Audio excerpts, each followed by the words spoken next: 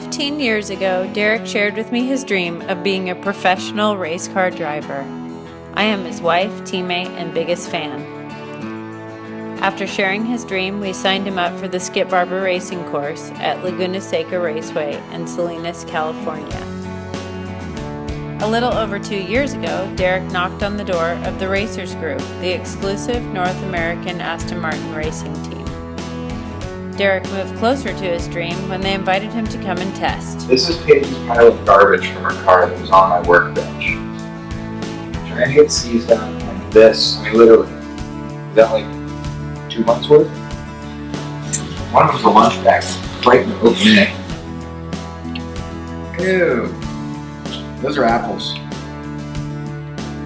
16-year-old girls are gross. The joys of living in a house filled with girls.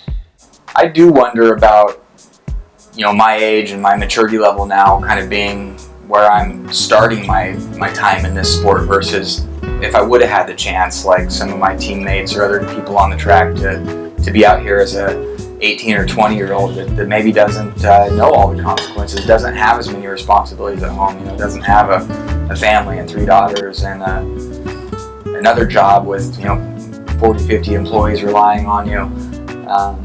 I don't know if I would have been better then or better now.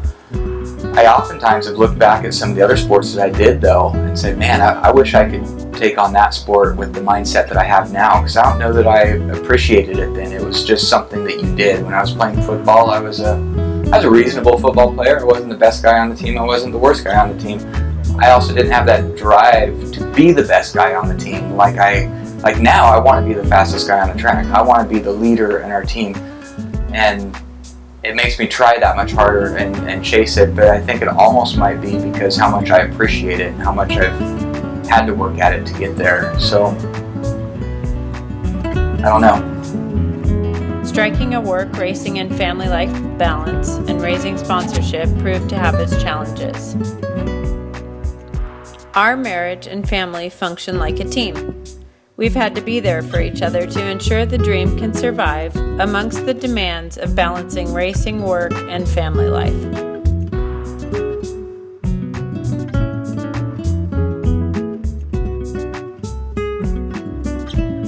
Planning makes me tired. Planning and talking about anything heavy or anything I feel strongly about makes you tired. Better go faster. Go faster.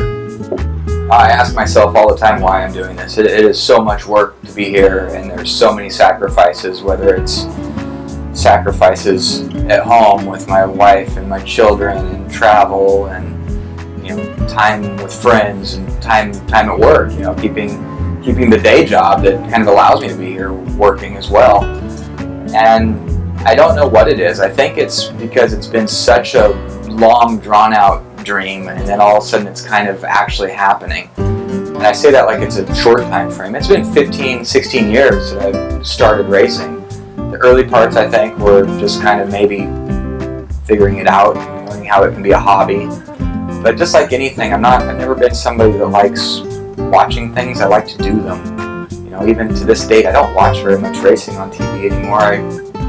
It almost bothers me. It's like the whole time I'm watching, I'm just thinking I should be there. I could be doing what that guy's doing on TV. And now I finally am there, so it makes it mean a lot.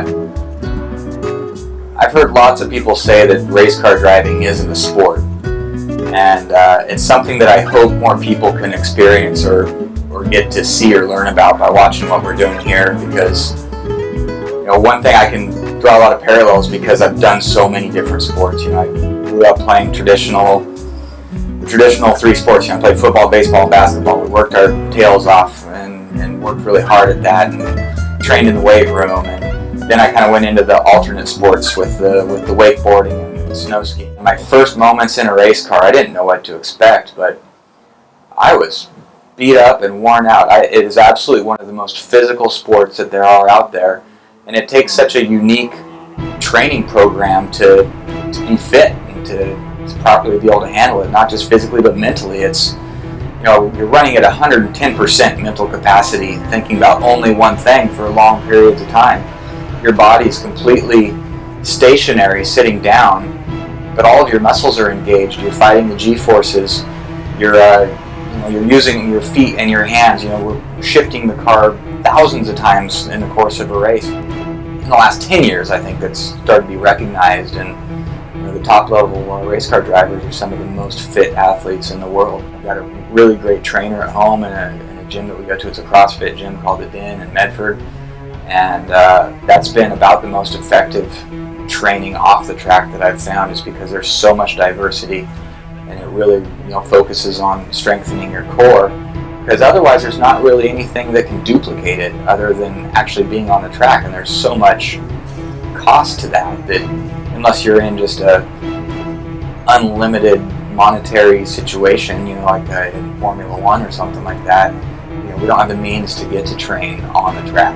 A couple times a year at best. Otherwise, it's days like today out on the track, a couple days before the race weekend.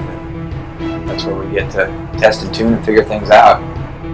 In time, Derek developed a great relationship with Kevin Buckler, team owner of the Racers Group.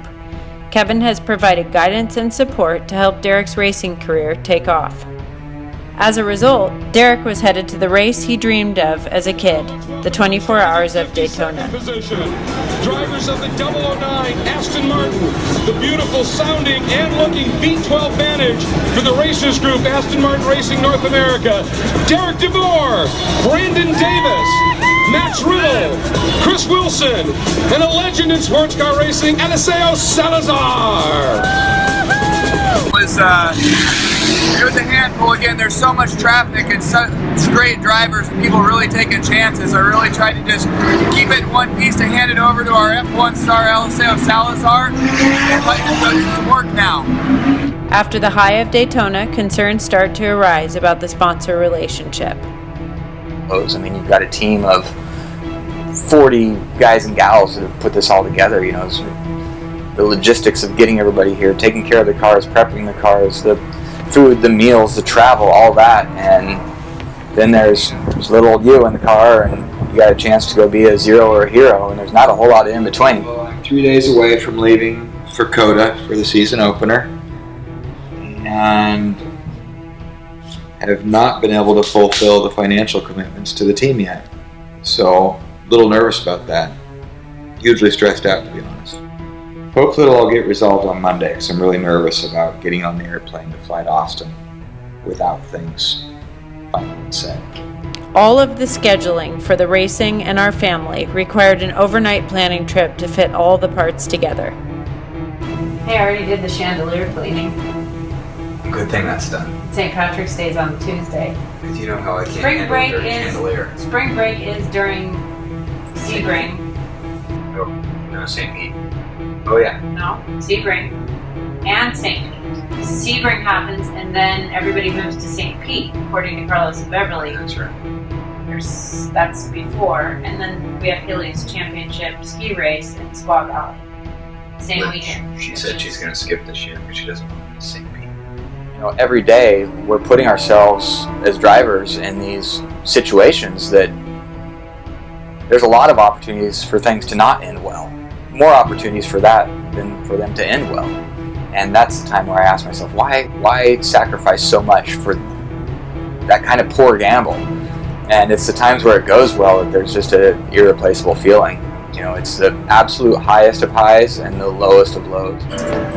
And these two guys right here, Kenneth and Kevin Buckler, he's hiding back there, but are kind of how this all started, at least for us. Kevin graciously gave me an opportunity to get in one of his race cars and go around the racetrack, and he kept opening up doors, and is kind of responsible for this relationship happening right here.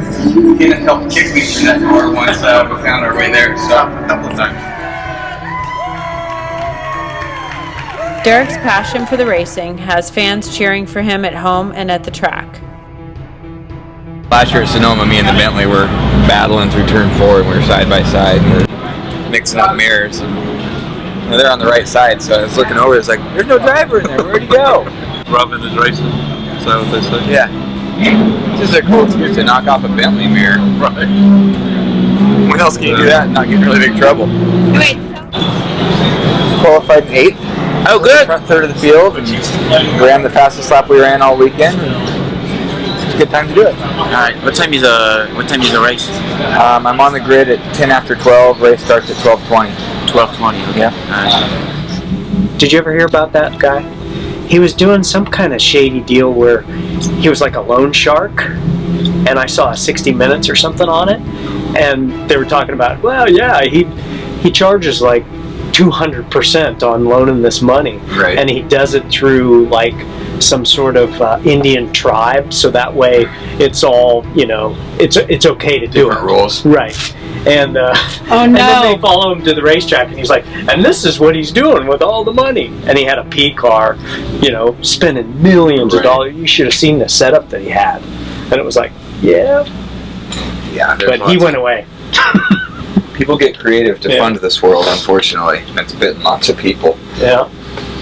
Lots of old racing guys probably in jail. Eric's 2015 sponsor failed to meet his commitments, and the program fell through. Derek and Kevin strategized to go to St. Petersburg anyway.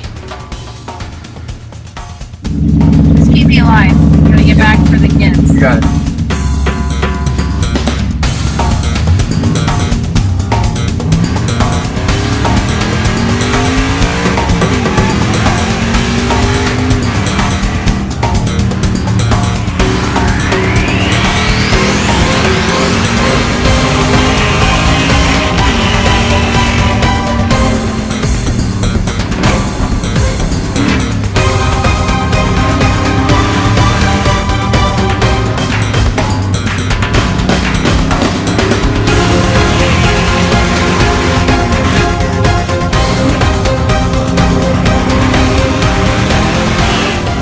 A ride-along is a great way to see just how close they come to grazing the walls on a street course.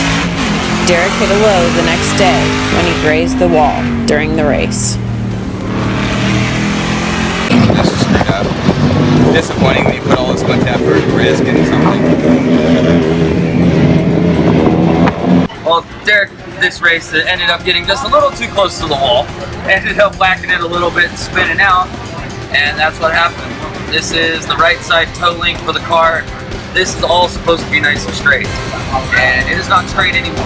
Pretty tough to be able to handle that. I was probably doing about 140 or so when it took that bonk and spun me. I just get a little too aggressive. And I didn't try to get that other athlete in front of me. Yeah, we were trying to get him, and he drove the last half of the race like this, so his steering wheel was pretty much turned almost halfway to the right. So that just gives a testament to this guy's skill in driving that race car. Yeah, self-inflicted. But we'll get it fixed. He'll be back out there, number 2 race in top 10. Right.